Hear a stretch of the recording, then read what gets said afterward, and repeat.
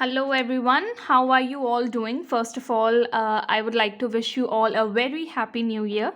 And आज हम हमारा टर्म टू का जो हिस्ट्री का सिलेबस है वो स्टार्ट करने वाले हैं और आई होप कि आपको ये जो न्यू ईयर है ये बहुत अच्छा जाए आप सभी के लिए और आप सभी लोग बहुत अच्छा स्कोर करें अपने एग्ज़ाम्स में.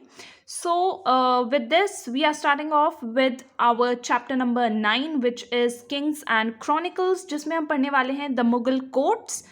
और इस चैप्टर में हम जो टाइम पीरियड कंसिडर कर रहे हैं that is C16 to 17th century, that is circa यानी कि अप्रॉक्सीमेटली 16 से लेकर 17th सेंचुरी के बीच का ये टाइम पीरियड हम इस चैप्टर में कंसिडर करने वाले हैं. So before going through the lines of the NCERT I would like to give you a brief overview कि इस चैप्टर में क्या क्या है. ओके, सो इस चैप्टर में हम पढ़ने वाले हैं अबाउट द मुगल कोर्ट्स, यानी कि जो मुगल रूलर्स थे, मुगल एम्परर्स थे. ठीक है. सो आपने कभी सोचा कि मुगल्स की हिस्ट्री इतनी ज़्यादा क्यों पढ़ी जाती है ना.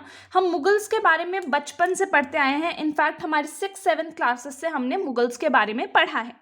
तो इस चैप्टर में हम और डिटेल में जानेंगे कि जो मुगल्स के कोर्ट्स थे, कोर्ट क्या होते हैं, दरबार उनके, है ना. तो वो कैसे होते थे, उनके फंक्शनिंग कैसे होती थी और कैसे वो अपने कोर्ट्स को रन करते थे, कैसे उन्होंने पूरे इंडिया को गवर्न किया, कैसे रूल किया. If you closely look at your NCERT book, तो यहाँ पे लाइन गिवन है, the rulers of the Mughal empire saw themselves as appointed by the divine will.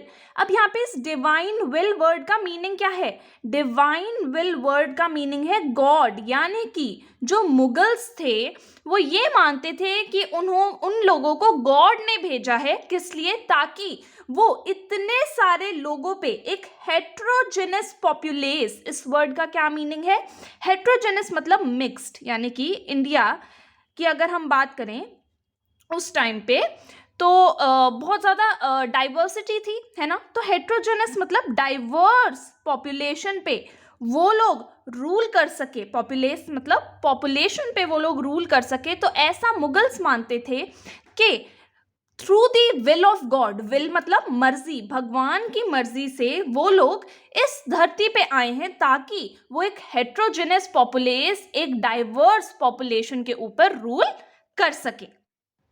Next point हमारा रीड करेंगे. One way of transmitting this vision was through writing of dynastic histories. अब इस word dynastic histories का क्या मतलब है. So basically जो Mughals की डायनास्टीज आई, डायनेस्टीज किसको बोलते हैं, जैसे कि एक पीढ़ी आई, एक डायनेस्टी आई, उसने रूल किया, उसके बाद उनको हटा के दूसरी डायनेस्टी ने रूल किया. तो मुगल्स ये मानते थे कि ये जो डायनेस्टीज हैं ये ऐसे ही चलती रहेंगी. ठीक है. और इसलिए वो अपनी अपनी जो भी डायनेस्टी आती थी उसकी हिस्ट्री को लिखते थे कि कौन से डायनेस्टी के रूलर ने कौन कौन से मेजर वर्क किए, उसको वो सब रिटन क्या कहते हैं, रिटन रिकॉर्ड्स में रिकॉर्ड करवा लेते थे ताकि जो आने वाली जनरेशन्स हो उनको पता हो कि कौन से रूलर ने कौन कौन से काम किए हैं. तो ऐसे में क्या हुआ, जो मुगल किंग्स थे उन्होंने अपने कोर्ट हिस्टोरियंस से कह के इन रिटन अकाउंट्स को लिखवाना शुरू कर दिया. ठीक है. तो अब अगर सपोज कोई रूलर था, सपोज हम ऐसे अगर हम अकबर की बात करें तो अकबर जो भी करता था वो अपने रिकॉर्ड को लिखवाता था. तो वो क्या होता था, उन रिटन रिकॉर्ड्स को कहा जाता था क्रॉनिकल्स या फिर अकाउंट्स कहा जाता था. ठीक है. तो अब इनका फायदा क्या होता था. अब आप सोचोगे कि मैम ये लिखवाने से होगा क्या. ये लिखवाने से क्या होता था, ये जो अकाउंट्स थे इनसे पता चलता था कि उस पर्टिकुलर एम्परर का टाइम पीरियड क्या है और उसने कौन कौन से मेजर काम किए हैं. इसके अलावा जो राइटर्स जो इन अकाउंट्स को लिखते थे, अब किंग खुद थोड़ी लिखेगा, है ना, वो अपने किसी राइटर को कहता था कि भाई ये मेरे को ये क्रॉनिकल लिख के दो. ठीक है. तो राइटर को तो अब ऐसे ही वो थोड़ी कुछ भी लिख देगा, उसको सोच समझ के लिखना पड़ेगा ना. तो ऐसे में बहुत सारी इंफॉर्मेशन उसको कलेक्ट करनी पड़ती थी. अलग अलग रीजन्स में जाके, अलग अलग सब कॉन्टिनेंट्स में जाके वो लोगों से पूछता था कि किंग ने आपके लिए क्या क्या काम किए हैं, क्या आप किंग को कैसा मानते हो, आपके लिए किंग क्या वैल्यू होल्ड करते हैं. ठीक है. तो इस टाइप की इंफॉर्मेशन वो कलेक्ट करते थे और उन सभी रीजन्स में वो जाते थे जो कि जिनके ऊपर जो किंग था वो गवर्न करता था. ठीक है. इसके अलावा आगे अगर हम पढ़ें तो इसमें लिखा है कि इन टेक्स्ट को जो नेम दिया गया है वो क्या है, क्रॉनिकल, यानी कि जो मॉडर्न हिस्टोरियंस हैं, ठीक है, ऐसे हिस्टोरियंस जो कि मॉडर्न हिस्ट्री को पढ़ते हैं, उन्होंने इसको एक इंग्लिश टर्म दी है, इन रिटन अकाउंट्स को एक इंग्लिश टर्म दी है। इस जॉनर को, इस वर्ड को क्या बोलते हैं? जॉनर। इस जॉनर को नेम दिया है क्रॉनिकल्स का। तो अब क्रॉनिकल्स की डेफिनेशन हम देखेंगे। क्रॉनिकल्स वो राइटिंग्स या फिर वो रिकॉर्ड होते हैं जो रिप्रेजेंट करते हैं एक रिकॉर्ड ऑफ इवेंट्स। जैसे कि सपोज अगर मैं कहूँ कि आप एक क्रॉनिकल लिखो कि इस इवेंट के बाद ये हुआ, इस इवेंट के बाद ये हुआ, है ना। सपोज मैं कहूँ कि आप अपने बारे में लिखो, तो आप लिखोगे कि मैं इस ईयर में बॉर्न हुआ, सपोज 1998 में मैं पैदा हुआ, उसके बाद मैंने इस ईयर से स्कूल जाना शुरू कर दिया, उसके बाद मैं इस ईयर में मैंने 10th पास करी, फिर क्लास 12th मैंने इस ईयर में पास करी। तो आप यहाँ पे क्या लिख रहे हो? क्रोनोलॉजिकल ऑर्डर में इवेंट्स को लिख रहे हो, है ना, कि कौन से ईयर में क्या हुआ। तो क्रॉनिकल्स वो राइटिंग्स होती हैं जो कि एक रिकॉर्ड ऑफ इवेंट्स, यानी कि इवेंट्स के बारे में बताती है कि कौन से ईयर में कौन से इवेंट ने क्या कहते हैं, in which year which event took place, correct. अब इन क्रॉनिकल्स का काम क्या होता है? ये बताती हैं फैक्चुअल इंफॉर्मेशन के बारे में, यानी कि क्रॉनिकल्स में हर फैक्ट को बिल्कुल जैसा वो अकर किया वैसे ही लिखा जाता है, यानी कि फैक्ट्स के बारे में बताती है। अब यहाँ पे जो क्रॉनिकल्स थे, ये कौन कमीशन करवा रहा था? मुगल स्टेट, यानी कि मुगल किंग्स।